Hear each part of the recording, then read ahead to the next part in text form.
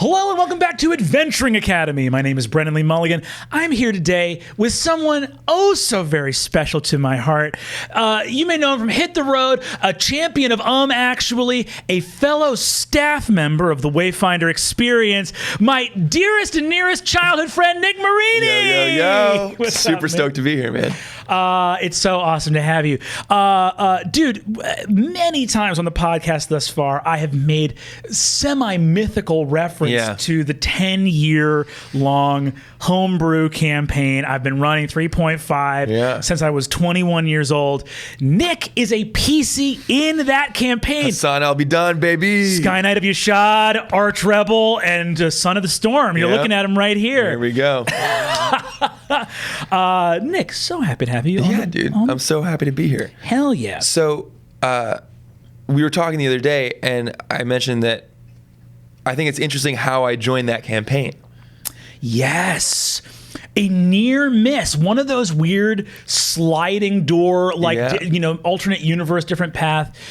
It started with a train ride. Yeah, well, we were coming back from Wayfinder from camp, and I was young enough that, like, my mom had asked you guys to, like, help usher me from upstate New York to the city and then back to Philly. That's correct. We were all like 21. Yeah, you were a little bit, And you were like, what? I was like 15, 16? Yeah, something like that. Yeah. And so we had worked this event in upstate New York for the Wayfinder Experience, live action role-playing summer camp. Go LARP. Extremely cool. And you were heading back down on the train, and our dear beloved friend Jack Covell, who's actually a senior designer, character artist, lead character designer for Heart Machine, a video game company. Very cool dude. Basically was chatting with you about our D&D group. Yeah, and you guys were, I just remember you guys all talking, and the whole time me being like, this sounds pretty cool, dude. And then eventually you were like, you want to play tonight? And I was like, yes, I do. And it was one of those things where we thought it was going to be like a guest spot. Yeah. And Nick's character so perfectly cleaved to the tone of the world and filled this like missing spot within the cohort of like the party members that existed to that point. Well, I just remember you explaining the world to me, and there's humans live in these sky cities, and there's hobbits on the ground, and yada yada. And I was torn between this like jackalope ranger rider, this like kind of gunslinging guy. There's like a Texan hobbit land filled with these jackalope riding hobbit cowboys. And I was torn between that guy and what would become Hassan al-Bidan, a knight of Yashad on his Griffin quest. And we were joking the other day that if I had chosen that jackalope ranger, who knows how my life would have turned out. I wouldn't have spent 10 years hanging out with you guys. So I'm super thankful for that. I like to think that the Jackalope Ranger would have slipped in there as effortlessly, but Hassan was and is an incredible character, and it gets something that I think we both wanted to talk about today, which is how and what best practices viewers of the podcast, can employ when making a player character. Yeah, totally. And I've watched a lot of these. I think I've watched all of these episodes, and there's a lot of talk about DMing, which is fantastic, and I think a lot of good games start with a good DM, but they also, there's more players than there are DMs. Yeah. Right. Like even at the minimum, there's still as many players as there are DMs, right? Right. So making a good character and entering the world of that the DM has made, I think is super important. And you spent I don't know how much time creating this world, and it's a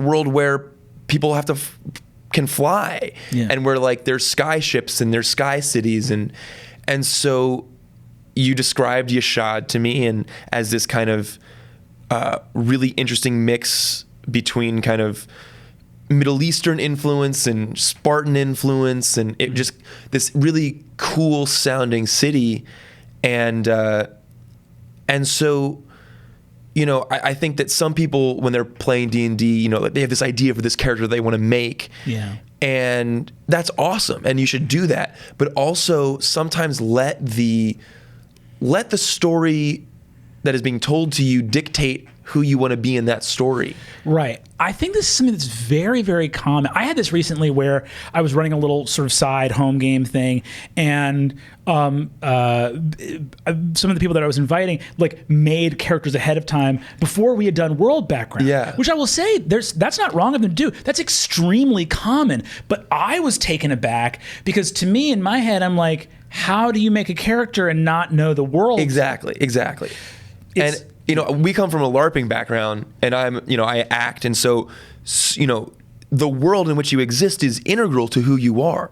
Right. And so I as a D&D player, I find that I think the reason I love 3.5 is because you can really make whatever kind of character you want to make.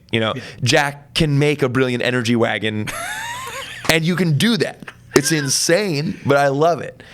And so, as many ideas as I have that are initiated by like, oh, there's this cool mechanical thing I could do. Mm-hmm. I think that the characters that are fun to play are the ones who, even if they originate there, find themselves in this world, in this story. Your brother has the Dread Isles campaign, mm-hmm. which is, we were talking about how when you started it, you were like, are we doing a pirate campaign and no one's made a pirate character yet? Well, this is a funny story for the viewers. It's literally, my brother introduces this like maritime, all pirate, done all this incredible amount of research. Also, my brother is like the kind of dude, when he does something, he's all out. The research has been done. Yeah. It's like, the amount of like care and awesome and love and attention to detail. And so we start going around the table, and it's like, this is a pirate campaign, first and foremost. Now, I had a character idea that wasn't fully a pirate, but as they started to go around the table and someone was like, I want to be a ship's cook. And then someone's like, I want to be a merchant. And I start looking around and I'm like, everyone's picking a different. And I could just see, he was doing a good poker face, but I could see Griff becoming like crestfallen. No. And so it got to me as the last person. And I was like, I'm going to be the most piratey, like pirate. Totally. And when he was describing that world to me, I think the thing is, the truth about D&D, I think, is that like those games where they're silly and they're fun are awesome, right? For me personally, it's the stories that I like. It's the character arcs. It's the growth of character. So if you enter a game and you're like, I'm like The Rock, I'm Dwayne The Rock, the Barbarian, then like that's funny. And if you're playing a one-off, great. But like there may come a time where you're 10 sessions in and suddenly you like there's a really important meeting with some king. You're like, I'm Dwayne the Rock. Like, why did I name myself that? You know what I mean? Like, it's so true. I can't tell you how many PCs. Look, if you're playing a joke, no joke can survive session after session after session. Yeah. Like the thing I always tell people that want to play funny D&D, and I think anyone who's watched Dimension funny D&D is fun. It's great. Funny D&D is great. The way you play funny D&D is the same way you write a funny sitcom, which is you make characters in a comedic situation, but that are deeply committed. Yeah. It's and I think like for me that some of the most profound experiences I've had playing D&D have been really with Hassan, but have been we worked to get to that place, and like there's a point in our campaign where my character is like basically this rebel who's leading a revolution against this kind of oppressive colonial power, and a bunch of my fellow rebels who I had kind of incited, I founded the Sons of the Storm, which later became the Children of the Storm, because this like awesome Yashadi woman was like, screw you, like you didn't like your revolution isn't for me, and Hassan had to go like, oh wow, like fuck alliteration. But like like Sons of the Storm sounds cooler probably than Children of the Storm, but like what does that mean? And I remember having a long conversation with Genevieve where because one of the things I love about 3.5 is the amount of multi-classing. Yeah. You know, and Hassan kind of got to this point when we're 17th level now. So Hassan like had this point where like he's got this sick magic armor. He's got his family sword. You know, he's got his Griffin Scarbeak, who's really my dog Max. And he kind of came to this realization, like I am the knight I set out to become. Mm-hmm. Like there is really no one I can't beat in a sword fight. Yeah. And what does that mean? And he saw Griffin. He saw your brother's character, August Tarandri, the Archmage of Azahar, being able to kind of like teleport here and there and do things that were a little more profoundly useful. Mm-hmm. And Hassan went like, maybe I've been doing the wrong thing. Like magic allows you to be there to help the person. Mm-hmm. Like it doesn't matter how good I am with a sword if you're on the other side of the city. Yeah. I can't save you. Yeah. But if I had magic, I could. And that kind of led him to this whole other arc. But when that was happening, Genevieve's character, who is Hassan's lady love, mm-hmm. Was like, you're pursuing power, and power corrupts, absolutely. Mm-hmm. And I, as Nick Marini, was like, yeah, that's like, what is Hassan's? Mm-hmm. And I remember saying, I want to be powerful. To be good is to have things that are going to get in your way. I'm not going to do certain things mm-hmm. that this bad guy is going to do. Mm-hmm. So I have to be more powerful because I'm fighting with one hand behind my back. And it was just such a deep, like, and like, you know, D&D can be super awesome. It can be super fun. And it can also lead you to these kind of profound, like I've cried, like when I just posted about this in the AMA we did. I did an AMA on the D&D subreddit yesterday, and literally someone was like, what's the most cathartic moment playing D&D? And I was like, oh, the moment with Nick and Jack in my childhood home, Christmas, the day after Christmas, with you meeting the spirit of a fellow dead PC in the realms of death and being like, I'm sorry I couldn't save you. Yeah. And like, oh man! I've cried a number of times when during that revolt when we got everyone out, all these rebels, but also a bunch of criminals, and my mom got killed in the ensuing riot. In the riot, and that was like, I just remember because like we had met my mom in game, but like we hadn't done a lot of backstory, but it's still we had enough that she meant something to Hassan. Yeah, and just the idea that he had failed. So let's talk about this, because this is so powerful.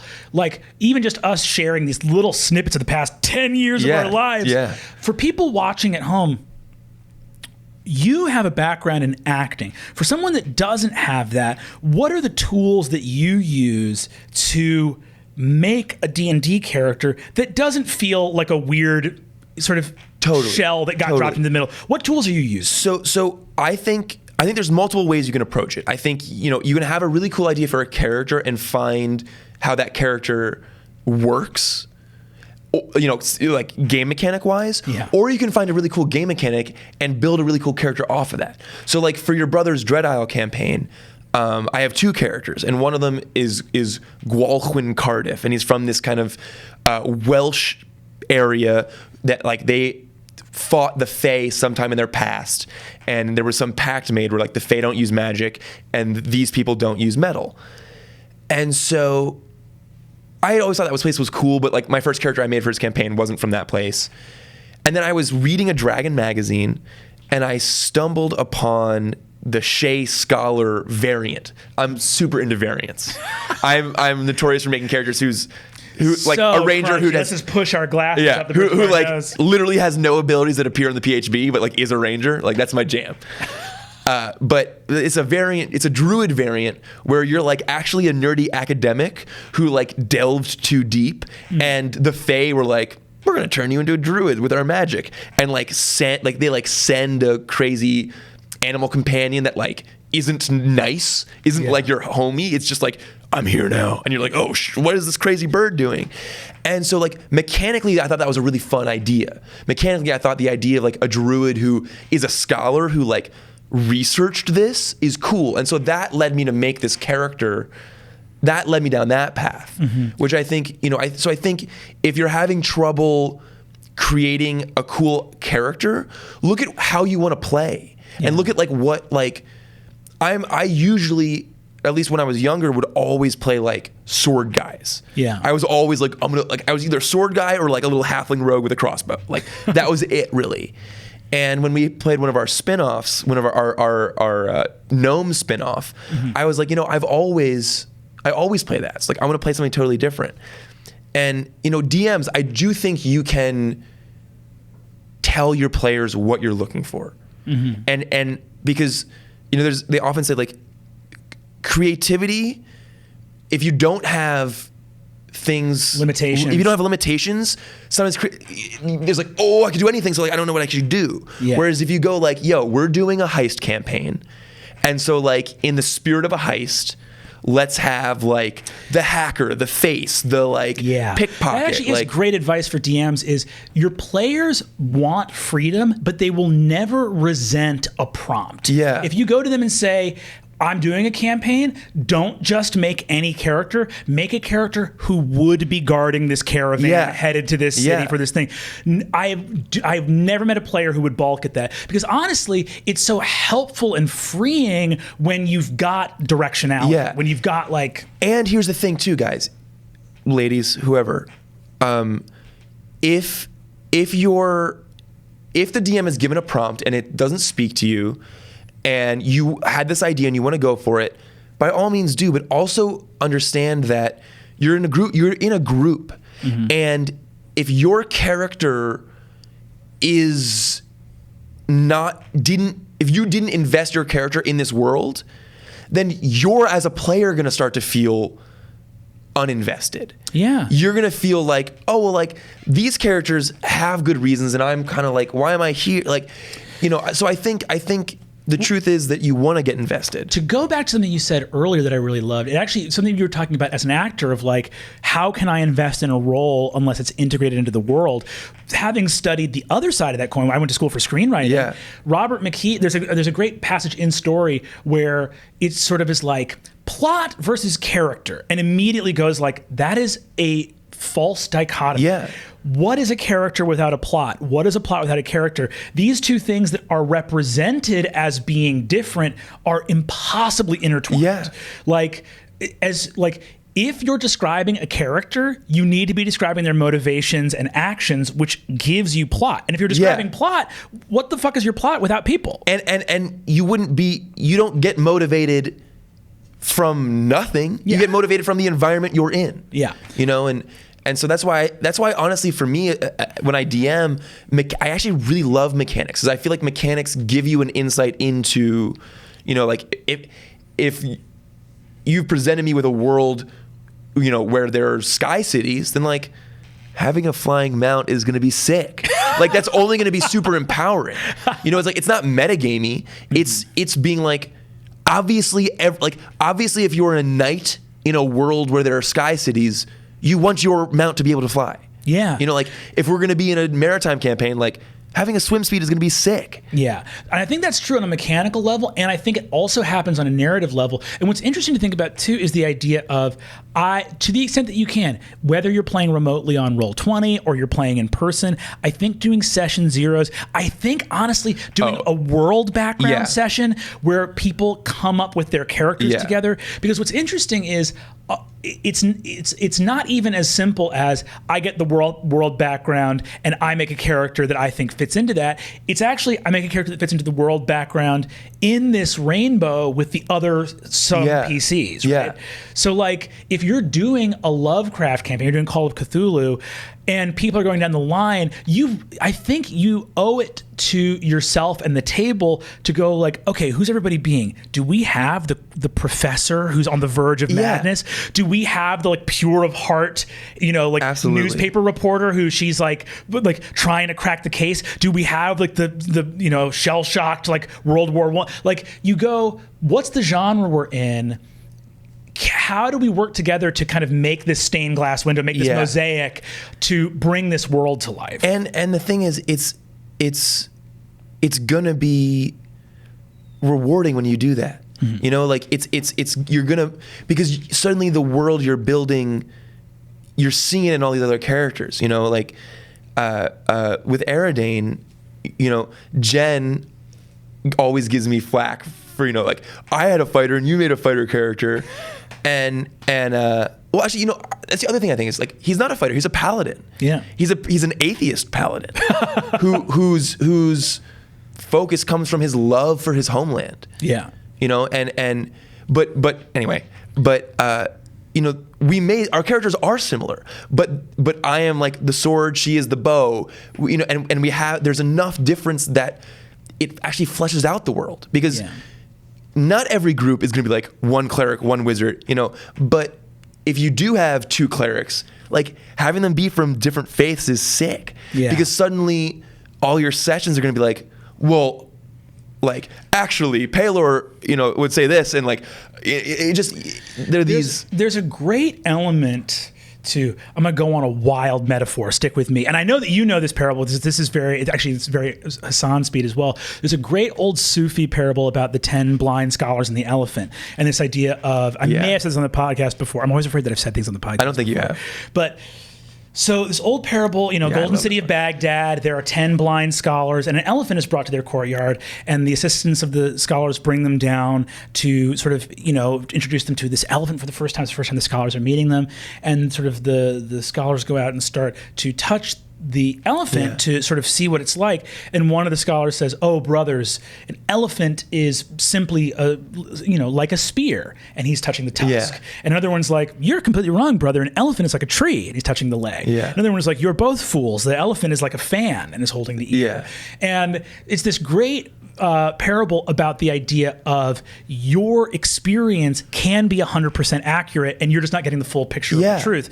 And for me, if the tone and genre and theme of a campaign is the elephant, it's not up to you to nail the entire elephant. A great prompt for creating a meaningful PC that locks into the campaign world is to be like, okay, we know that the campaign is the elephant. What's the tusk of the elephant? I'm going to be the tusk character. What's the, you know, if your campaign is set in like an eternal war between orcs and dwarves and like this gritty mountain campaign, what does the, you know, dwarf soldier look like? What does the like repentant orc look like? What does the like underdark spelunker, and like saying, what are all the different points on this star that together will give us the full picture? And I also think when you're creating a character, you know, you want to find those parts to latch onto. And you also, and I think there's a lot of tendency, and I have it sometimes too, to be like they're crazy, like they did this, and it's like, well, but like, we're starting at first level. Ooh, this is a great piece of advice. So can you build a character that will get there? Yes. You know what I mean? Like Hassan started at third level because that's when I joined. So, but that's still a low level. You know, he was on his Griffin quest. He didn't have his Griffin yet. Right. He was not a knight yet. He was like, he had not completed all the things that led him to become a knight. You know, I didn't start out thinking I was going to play a revolutionary. I just, like, the game dictated that, and then that's what happened.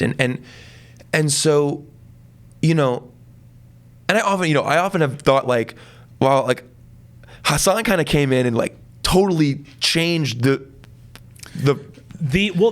is the nature of low level to high level play, because you came in at third level as a really classic, like, I'm a young man, I'm a paladin, I want to earn my stripes, I'm going to journey in the mountains and find my Griffin. And then because at low levels, and this is a good piece of advice for DMs, at low levels, especially when you're introducing new players, your quests can be on rails a little bit more, and your players can be a little bit more reactive. They're learning about the world. I can't tell you how many campaigns I've started where levels 1 through 4 or 5 are just running from bad guys. Yeah, that was a huge part of our campaign. And one of the first things when you guys got to those mid levels was Hassan going, I'm going to write these revolutionary letters to my homeland. And it was the first time as a DM that I watched a PC take action and go, oh, I'm on my heels. Now the world is starting to react to the player characters. Yeah, and that's a super empowering feeling. Yeah. It's super, and you know, I'm a huge nerd. I like wrote those letters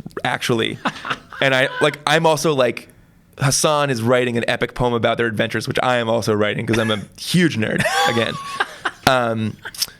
A yet unfinished tale. Mm-hmm. But no, and it's super empowering to have been on the run and then get to catch your breath and go like, wait, like we're starting to get our own agency. We're starting to be able to, and you know, what I love about playing with you is that you, it feels like it really does feel collective. You know, like when I made Hassan, I didn't flesh out his family, but like you also didn't dictate what my family was. There was a little bit of a conversation about it. Yeah.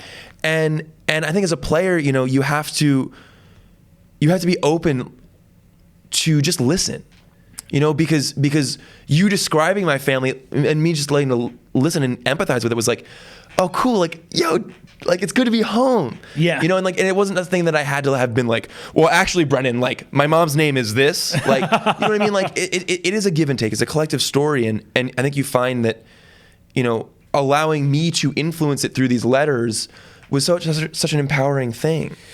That means the world to me, man. And it's really true too, because I think you will find that especially it takes, I think, PCs a couple levels, a couple sessions, a couple whatever, to feel rooted into the world enough to start going like, no, we're going to go back to that city that we've been to before. I'm going to talk to this NPC I already know. Yeah. We're going to start making moves. And it happens to correlate with when the game starts giving you really dope powers. But it really, there is this, I think it's two things. It is the characters get to a mechanical point of proficiency and the players get to a narrative point of familiarity. Yeah, exactly. And then moves start happening. And one thing, you know, I've run a couple campaigns, and I think one of my favorite campaigns, honestly, was a campaign where I had 3 people who were new, who had never played, and then I had you, Jack, and Roy. Yeah. And I was like, okay, you 3 are 0-level characters. You're townsfolk.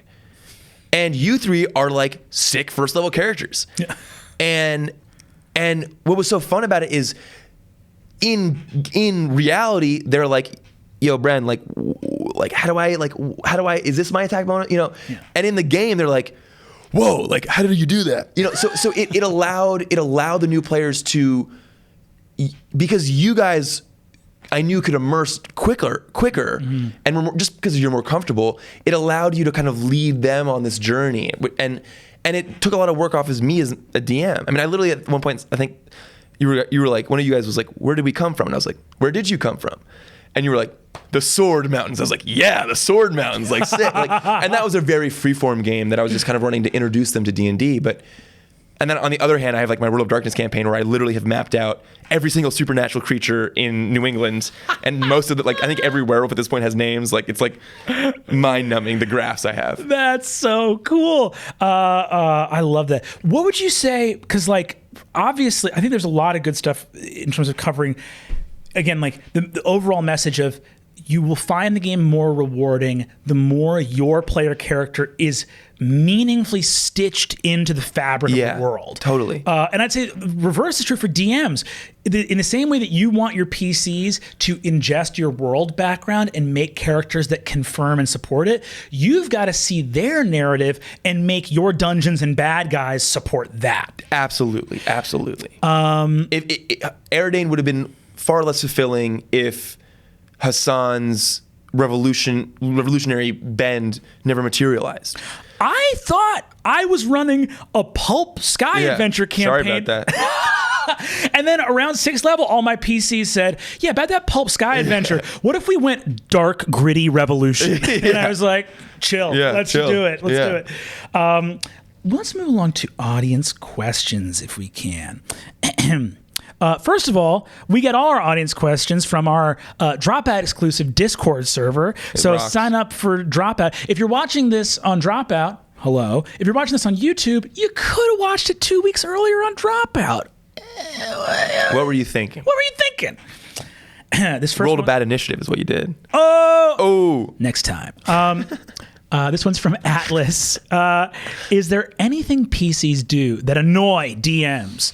As a first-time player, is there anything I should avoid or do to keep the overall experience smooth and fun for everyone? I mean, I think that goes back to what we were talking about, right? Like, I'm also notorious for like having a packet that I'll send out to PCs, being like, I think I've been playing D&D long enough that like I really love weird variants. I love like throwing new little things in it, but listen to the world. Mm-hmm. You know, if your DM has put a bunch of time into creating this world, and you're like, but there were no rock golems, I want to be a rock golem, and they're like, okay. I remember Nick made this awesome campaign world for this D&D campaign. It was like rich history, all this backstory, so much cool stuff. And we got there to play, and there were, I think, like 30 playable races. And one of the dudes was like, I want to be a race not listed here, and a type of character not listed here. And it was like, and I want to be specifically the one class that you've written no one should be. And I was just like, okay, like I want to make this empowering for you, but also like, dude, like, come on, man. Like, right. It was like it's just very funny to D&D ultimately is collaborative, and that doesn't mean that you shouldn't get your way. It means that everybody needs to work on being together. And also, I think if you're a new player, you know, even if you, you know, I think listening to the world is important. Also, like, get in there. Embarrass yourself. Yeah. Because when you first start role playing, it can be funny. It can be weird. Yeah. And like, you know, I remember LARPing one time, and like I was a barbarian, and I like was like, oh, I'm gonna get into character, and like ran down the hill, and someone was like, oh, we haven't started yet. Like, and I was like, okay, I'll walk back up this hill and like epically run down it again in 10 minutes, I guess. Like, but like do that, like be, you know, because ultimately it's gonna be so much more fun when you love your character and when your character has a voice, and also I think trust the DM. You know, like I wanted a griffin. Mm-hmm. That was gonna be my character. It's like I'm on my griffin quest, and then like assuming I never play again, like I'll have done that. Yeah. But you didn't give it to me right away. Mm-hmm. You know, like or like I got it, but I couldn't ride it yet. You know, just he was young. He hadn't grown to full size. And so, you know, I think don't be willing to be patient, because honestly, I think where D&D is fun if you're doing a one-off. Where D&D for me really starts to shine is like the investment. Yeah, totally. And I would say too that. You know, are there specific like annoying behaviors? I don't really get annoyed by too much as a DM, because I think that, especially if you're playing with very new players, there's a lot of stuff that's like unintuitive that I never fault people for not getting. Yeah. The only thing I would say is I think that all the little nitpicky annoying things we could mention tend to fall away if you follow one kind of golden rule, which is, as a player, your responsibility is your PC. However, to the degree that your empathy allows you to, try to keep a bird's eye view on the overall story. Yeah. And say, like, is there someone at the table who I can maybe see is feeling excluded? Yeah. Is something that I'm doing, you know, like you hear a lot of times players will be like, well, that's what my character would do. And that's all well and good, but like if something you're doing is really truly bumming out everybody else at the table, ask yourself like, okay, in the vast range of what's possible for my character, this might be something they want to do. Is it the only thing they could do? To everyone, how many times have you wanted to do something that you didn't do because of other people? Not even bad, but just like, I want pizza. Oh, everyone wants burgers? Okay, let's go get burgers. Yeah, like, exactly. I'm not like, I'm going to storm out of here and get pizza. You know, like, yeah, we're all at a party and I'm like, sorry guys, I just feel like Brennan would only get pizza. Yeah. So that's how that works. Yeah. People are malleable. Yes, and characters are malleable too. Yeah. And I think anytime you have a character that's like, they would do this, consider, because there's a range of stuff that character could also do. Sometimes the most fun comes when they don't. Yeah. And there either is a good outcome or a bad outcome from that, you know? Like, yes. Like, there have been times where Hassan has been put in situations where he's like, this is what I want to do, but this is what maybe I need to do. And that only brings you farther into the character. Yeah. 100%. It only makes it more fun, to be honest. I totally agree. So I think keeping that bird's eye view of like, how's everyone else doing at the table? And I think also looking at the overall story. Yeah. And realizing that like there are people are serving different masters at the table. Like a lot of the times if your DM is doing something like your job is not to like I would say that there's actually two ends of a spectrum here that I would avoid.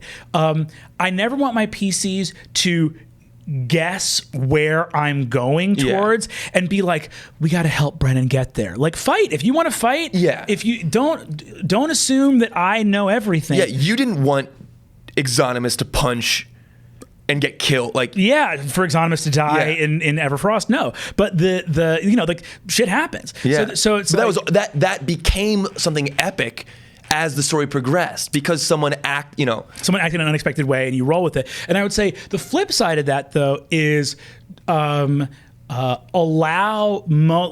realize how long these games can go on for. And if there are story moments that come along where you're like, oh man, we're about to lose this fight and get captured, or like, oh, my character like is going to be frightened here, even though I had this heroic character.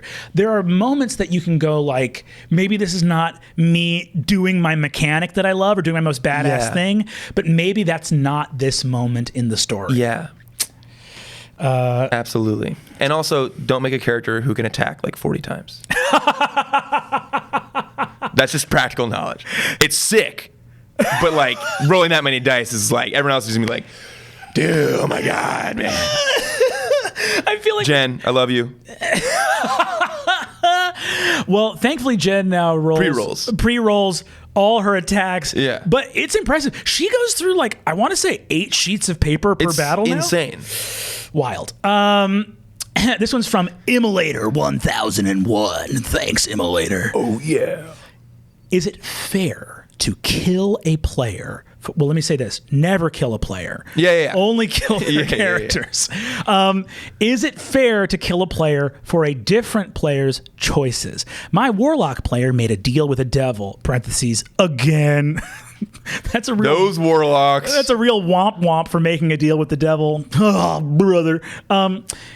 That she is likely to break. The devil in question likes killing people's loved ones. Would it be fair to have it fight the players and specifically try to kill a different PC while taunting them that it's all the Warlock's fault?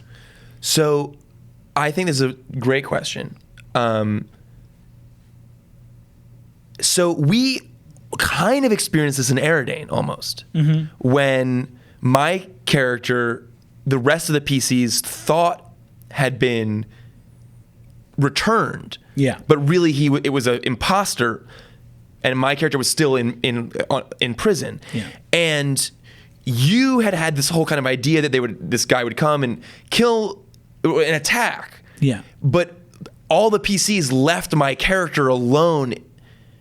And so when this guy showed up, there was no one to defend me, and this dude just like axed me.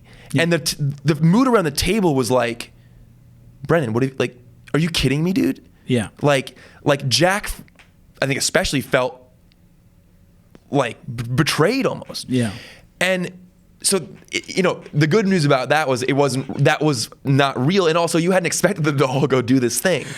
Right. Well, I think that was a very hard thing. Also hard because we had a time limitation on when the session actually because I had to catch a plane. You had to catch a plane. So I think the part of that where it felt like, oh, Brennan just killed this character for no reason, also was partially because we were rushed, which is unfortunate. Yeah, but the truth is, it was their actions. Yes, their actions caused him to be vulnerable, and I think that's a part of this too, which is like to get to this question, and also the moment where Hassan died, and this is like a 6-year-long PC dies. I didn't actually play Hassan for like a year because I was playing the You're playing an imposter, a polymorphed spy.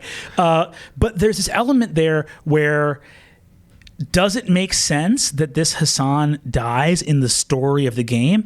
1,000,000%. Did that matter at the table for how everyone felt? No. On the flip side, I would say, like, I do think in this particular scenario, to talk like directly to what you're discussing, I think it's really cool to have the demon or the devil be like, I'm going to kill this person because like you made the deal. I think if you're going to do that though, have there be a way where the warlock can step, like, let the warlock be able to step into the death ray. Right. You know what I mean? Like let that character be able to redeem the thing.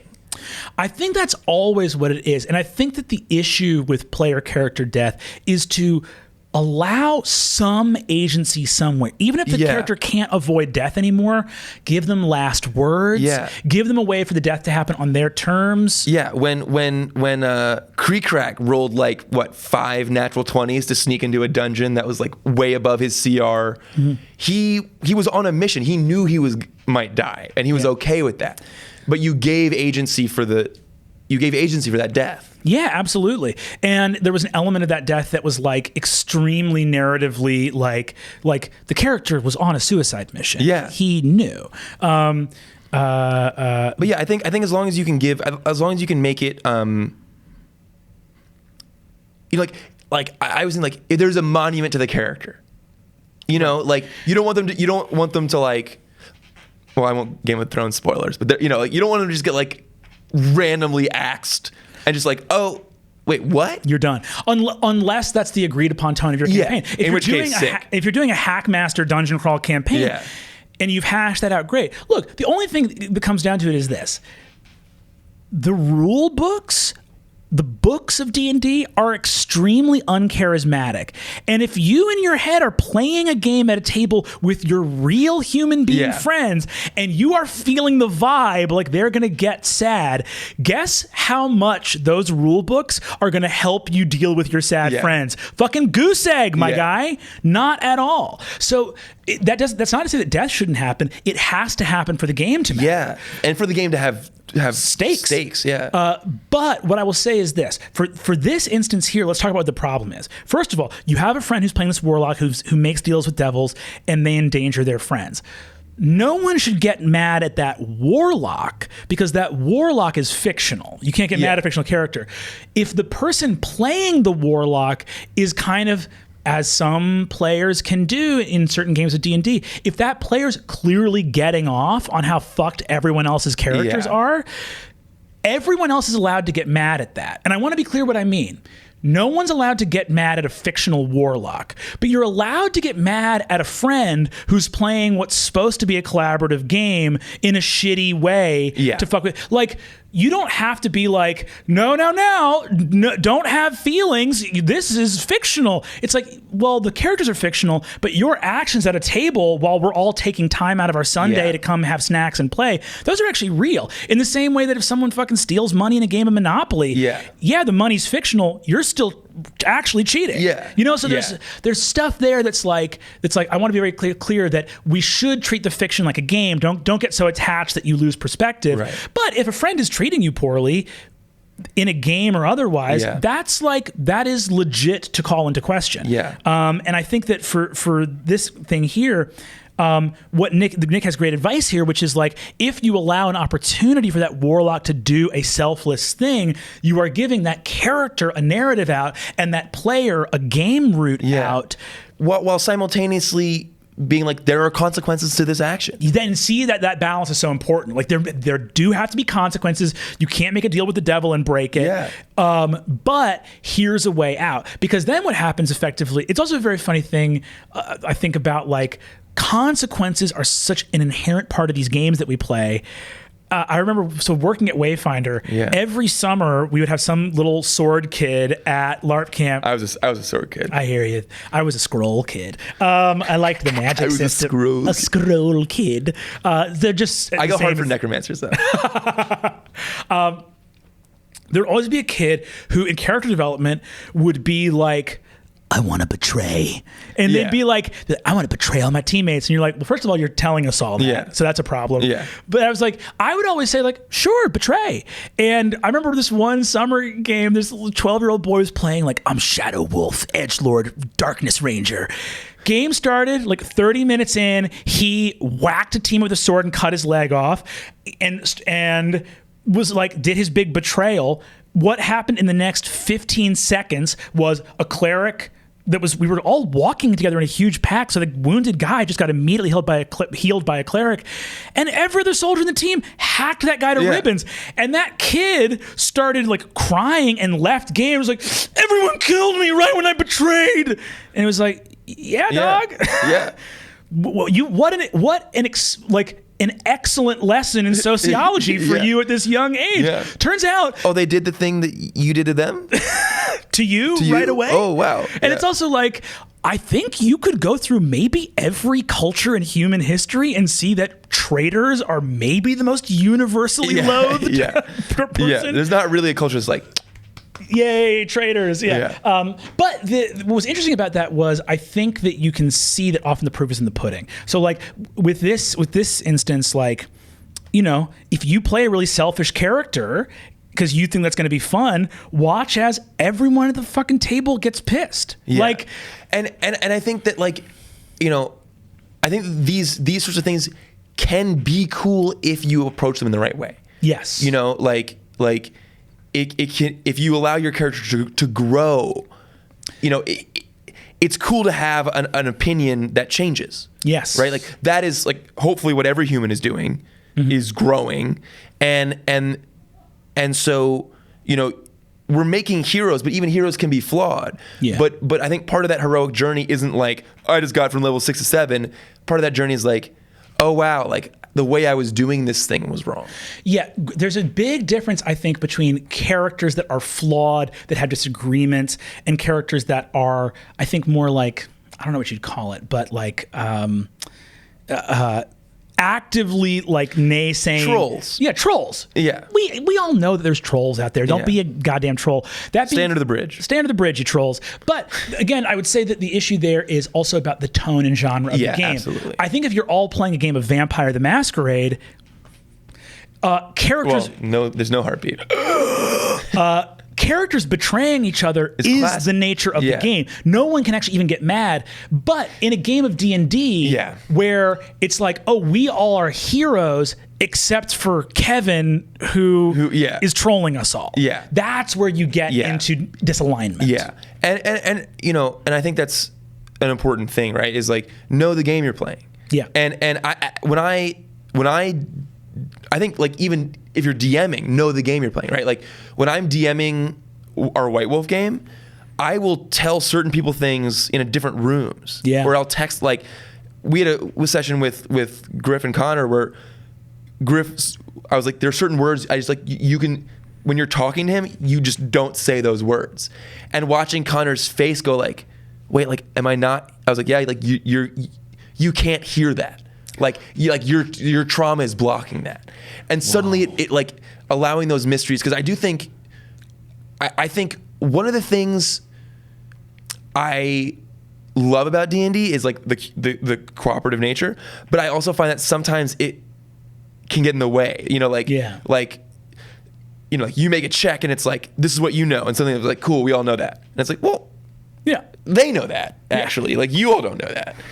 And so I do think that even that sometimes like with rolling dice, like sometimes I want to roll the dice as the DM because this happened in our World of Darkness game.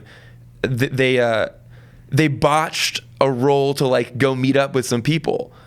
They were like searching for werewolves and they botched the roll. And I was like, as a DM, I'm like, well, I want you to have like found the wrong. I want you to have found black spirals instead of bone gnawers. Yeah, but everyone sitting here knows you just botched that roll. Right. So like, I can't like, it's not going to be surprise. Like I can't do the thing of like, oh, actually, yeah, you know, so it's interesting. I 100% agree. And I think it's significant too. And I think it really does come down to, you are allowed to trust your intuition about what is good faith and what is bad faith. Yeah. You are allowed to go, I think this player is making, even if they are betraying or jeopardizing the entire party. I think that if it's handled correctly, it's great. If someone's like, yeah, this character is jeopardizing the entire party because if they don't, they're going to lose their homeland, or they're doing something. Then a 6 story comes out of that. But if you're like, oh, you're jeopardizing the whole party because you, the player, actually are getting off on fucking with them, different situation. Totally. The library I volunteer at, this is from M. Keen. Thanks, M. Keen. The library I volunteer at Good for you. Yes, very awesome. Is in need of a new DM for their D&D group, and I might be stepping in. The problem I'm facing is that I've never DM'd for people who weren't my adult friends, and this group has kids as young as 12 and 13. I'm wondering if you have any advice about building a narrative for a younger audience. I would never want them to feel like I'm dumbing things down just because they're kids, but I also don't want to put the same expectations on them. That's a great question. I think as a former kid, I think that I always like people who respected me as just a person. Mm-hmm. I think I don't think dumbing down is necessary. But I do think at the same time you have to be conscious of the fact that they are kids. So, I think there's a lot of opportunity there. Like if you have certain ideas that you want to take this campaign in, that also listening to like what they want, in Aridane, we've had sessions where for 3 sessions and we're playing sometimes once every 6 months for like a few days. And like, I think at one point, like we went like 3 sessions without combat. Yeah. And like, I loved all those sessions, but like, I'm trying to like, I'm trying to valiantly charge someone, every once in a while, but I'm an adult, so I was like down to role play. But I remember even at one point you being like, "We got to get there's got to be a combat coming up." Yeah. And so I think that you can add a little bit more of what they want and lead them in to these cool places. 100%. And there's a really excellent point in terms of sort of like sociologically again. There's a reason the old Grimm's fairy tales are so dark and scary. Our idea of what is appropriate for children is, I think, a little misguided sometimes. Yeah. Children are fascinated by death. They know that the world is dangerous inherently. And especially when you're talking about 12 or 13. 12 or 13, some kids are fully going through puberty at that age. Like, these are not tiny little children. They are interacting with like the things that are still childlike about a 12 or 13-year-old are they don't have an emotional intelligence. They're like storms of hormones and shit. Yeah. They're like but in terms of their cogency, 12 and 13-year-olds are incredibly lucid. Yeah. And I think you're doing a disservice to them by not assuming that on an intellectual analytical level they could be as brilliant, if not more so, than some adults. And also what I would say is like, okay, what are some of those upsetting things that happen at that age? Like breakups, your parents get divorced. Like there's all these things. In-group socializing. Right, in-group social. So what an amazing opportunity to experience certain things without real-world consequence. Yeah. Like, what an incredible opportunity to explore these ideas that they are going to be wrestling with in real life without the consequence of real life. I think that's such a good point. And I think also from both of us that worked at a summer camp where we were doing role playing specifically for kids of this age range, I think the rule of thumb is start conservatively. Like if you're worried about subject matter, start conservatively. Let these kids dictate their comfort level. We used to say play to their level, right? And I think that can be tricky when there's multiple kids because you always have that one kid that's like a little bit more mature, maybe in a way that's like not helpful or constructive. But like, read the room, and especially I would say read the more sensitive end of the room to sort of play to their level. And they will show you through what they put their focus on, what their areas of interest are. Exactly. And I think, I think especially in that circumstance, and I think DMing in general is a lot of like, here are 8 choices. Okay, we're going to go here. Yeah. Like give them the possibility, but don't determine it for them. Yeah, absolutely. Nick, this hour flew by. We're going to probably go get burritos and keep doing this when the cameras are off. Guys, this has been Adventuring Academy. This has been my guest, Nick Marini. Thanks so much for coming, Nick. Thanks for having me, man. Woo, we'll catch you guys next time. Hey gang, Brennan here. If you dig college humor and want to support what we do, sign up for Dropouts. For the cost of a very big dumpling per month, you'll get videos like this a whole week sooner, chat with us live in the Dropout Discord, and exclusive content such as Dimension 20, There are no stupid questions. Are you my freaking dad? So sign up for your free trial today. Or don't. Do what you think is right. I'm not trying to tell you how to live your life. I don't even know you. That would be crazy. It was wrong of me to tell you what to do. I'm sorry, and that's on me. I'm ruining the CTA?